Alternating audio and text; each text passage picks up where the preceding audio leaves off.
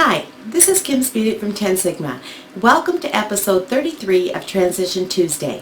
Today I'm going to talk about data collection and progress monitoring. I'm going to switch over to a short slide presentation to share this information.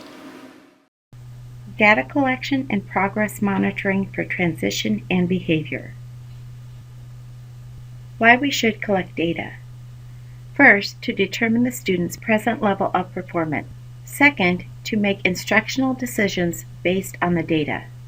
To write appropriate annual goals and objectives. To report progress to parents, and to determine eligibility for accommodations or other services. The tools used for data collection include portfolio assessments, interviews, surveys, rating scales, observations, teacher-made tests, checklists, rubrics, task analysis, anecdotal or incident records, and curriculum-based measures. Before collecting data, some decisions should be made, such as what type of data will be collected. Will it be frequency, rate, percentage, duration, or level of assistance? How often will the data be collected? Daily, weekly, monthly?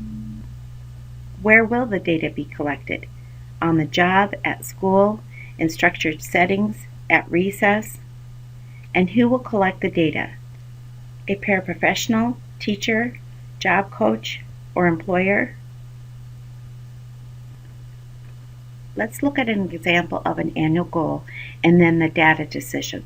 During the course of this school year, John will explain his disability and discuss his accommodations in his IEP independently to all of his teachers, as measured by the case manager using a checkoff sheet. The data collection decisions were: the type is percentage, accuracy, or completion. How often? Every time he gets a new teacher. The data collection is going to happen in school, and the case manager is the person who's going to collect the data. Now that we've discussed data collection, let's discuss progress monitoring. Progress monitoring is ongoing data collection on skills that are important to student success, estimating student rates of improvement, identifying when the student is not making adequate progress, altering instructional variables if needed to better meet the needs of an individual student. The reason that progress should be monitored are teachers can evaluate their instruction based on data, not hunches. Parents are kept informed about their child's progress and can help facilitate progress at home. Students know how they are doing during the progress period and what is expected of them. And the IEP team has specific data needed to design more effective individualized instruction programs, write measurable annual goals, and determine if the instructional variables need to be changed or when the student has mastered the skill. When collecting data, the best way to communicate the results is through a graph. There are two main graphs that are used. First, there are bar graphs. They compare categories and values. The second graph is a line graph, which compares changes over time. Before we talk about evaluating the data, let's look at a graph with an aim line. On the side, there is the number correct, and at the bottom, the times that the student was tried. The black line is the aim line, which is the expected progress of the student. The blue line is the student's actual progress. Data needs to be evaluated to determine if the student is making progress toward the goals and objectives. A good rule of thumb is, if you have the baseline data, established timeline, and an aim line, then if 4 out of the last 6 data points fall below the aim line, the student is not making progress. The second reason for evaluating the data is, how is the student responding to the intervention? Are they responding positively or negatively to the specifically designed instruction, the instructional materials, and the methods?